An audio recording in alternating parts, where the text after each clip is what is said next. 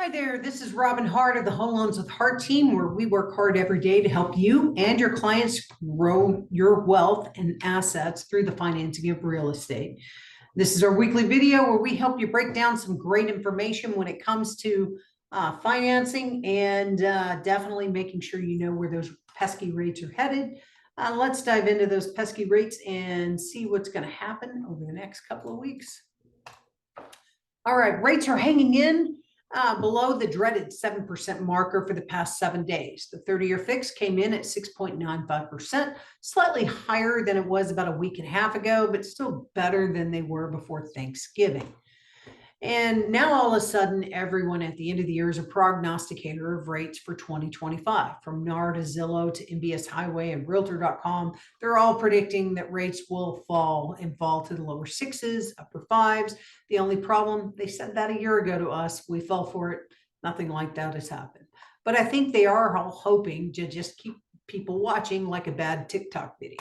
So the firm belief is that they will hold and remain in the sixes, lower sixes, by the way. They all are anticipating below 6.5%.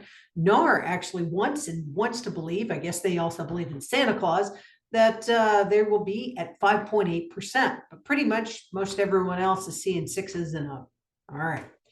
And if you're wondering where everyone is buying at, well, apparently Melissa leads the Collin County housing boom. They are ranked 34th in the hottest in DFW with the average price point of $514,000. Its sister cities of Anna, Salina, and Prosper are all showing rapid growth as well. And as inventories grow on the market, we've seen now 10 states that are at least back up above pre-pandemic housing inventory levels. Now, this is great news.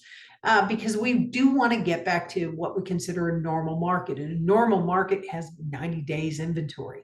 Right now, we're, I think, hovering between 30 and 45 days inventory, but we are headed back in a better direction.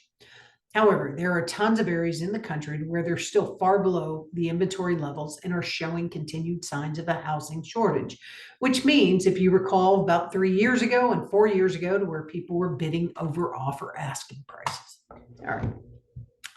And if you thought climate change was just something that impacted you and those around you, think again. Climate change just doesn't affect the average borrowers like you and I. They're also impacting those poor millionaires and billionaires who could soon be faced with things like 7-figure flood insurance bills. Yeah, that's right. I said that. And that would freak me out, by the way.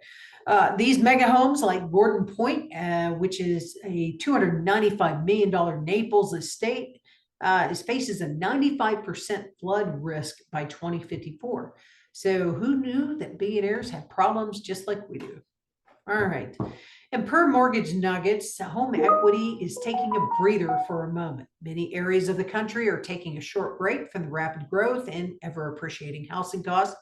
Northeastern states are still leading the way in the equity gains. However, in the South, we are seeing some areas lose $5,000 to $10,000 in equity. Now, that's not percentage, that is just a small amount. And to be quite frank with you, I think this is just very short-lived. Once people adjust to new rates being higher than 5%, well, I think they're going to continue to buy. And quite honestly, those home numbers, they're going to continue up because we still do have a housing shortage. And if you thought, wait, I don't want to pay so much for housing, I'm going to go get a tiny home on Amazon. Everybody looks at them, thinks, maybe I could. Well, think again. The price tag apparently holds quite a few hidden costs. Typically, those hidden costs are in taxes and shipping. Now, that starts out because some of those hidden costs are more than $26,000.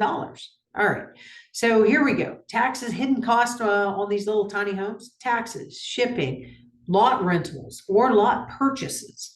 And then there's the cost of adding utilities to a new property, which can literally double the cost of the home.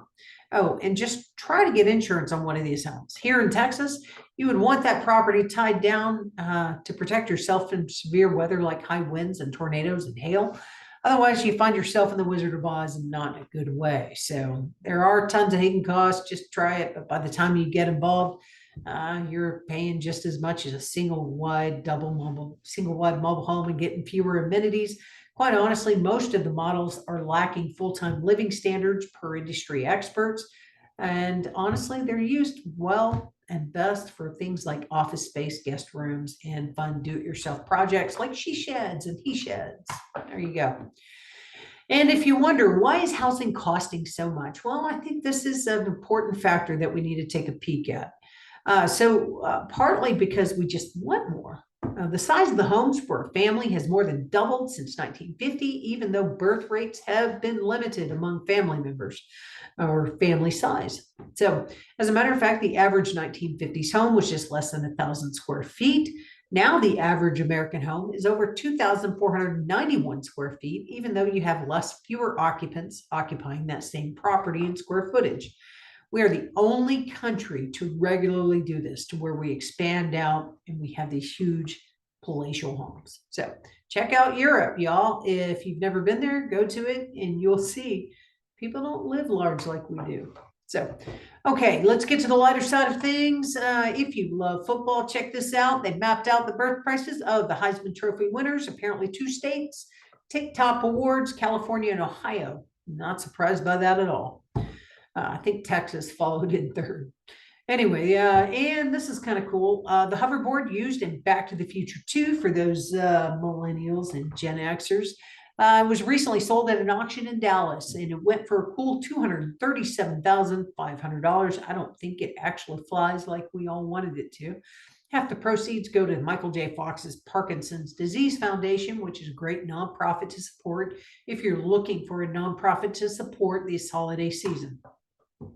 And not to be outdone, Judy Garland's Wizard of Oz style slippers sold for a crazy $28 million. That's some red bottom shoes right there.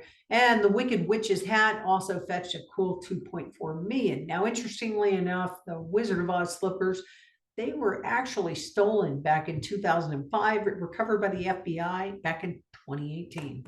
How cool was that? And now it's somebody's retirement. And we posted this last week, but we want to share with you Xmas spirit and thoughtful caring while shopping. The next time you find yourself shopping on Amazon, type in the search bar, "Thank my driver." You'll be able to tip your Amazon driver $5 at no cost to you. Thank you, Jeff Bezos. It's a very kind thing since you have a ton of money.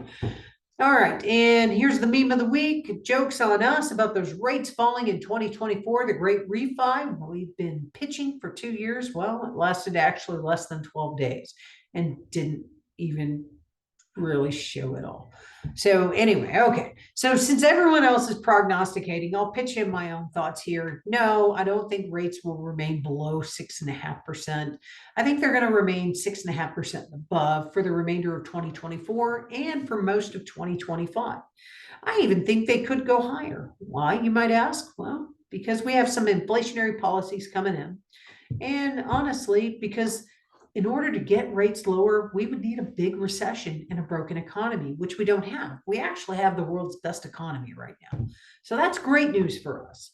We would also need to see some anti-inflationary policies, which quite honestly, don't really see that happening. I really see, kind of costs continuing to steady as she goes.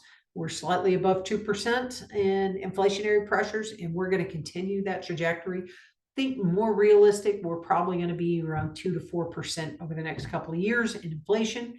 And we also need some cheap labor force. And I don't think we're going to have that from here on out. So until we actually get to a point where AI takes all our jobs, including mine. Now, we would also need a government that wants to govern, not just get on TV and look for airtime and podcasts. So most of us, I don't know if you're a skeptic about politics or not, but I am. And I just kind of see 6.5% or above are going to be the rates going here on forward. So. And at the end of every video, we do try to address when the best time to buy is. Best time to buy is anytime is when there's fear in the streets and your competitors are sitting on the sidelines waiting on rates to drop back down to 3%. Hint, they are not likely to drop anywhere close to that. As a matter of fact, I just showed you in a previous slide where it's a great time to buy because rates actually appreciation has kind of taken a breather. So it might be a good time to pick up a nice little deal here and there. So if you like this video, please follow us on any of our social media outlets. We're on LinkedIn, Facebook, YouTube, and the artist formerly known as Twitter. Thanks for watching and hanging out all the way to the end. I'm Robin Hart with Home Loans with Hart team, where we work hard every day to help you build wealth through the financing of real estate. Have a great week, and we'll catch up with you soon.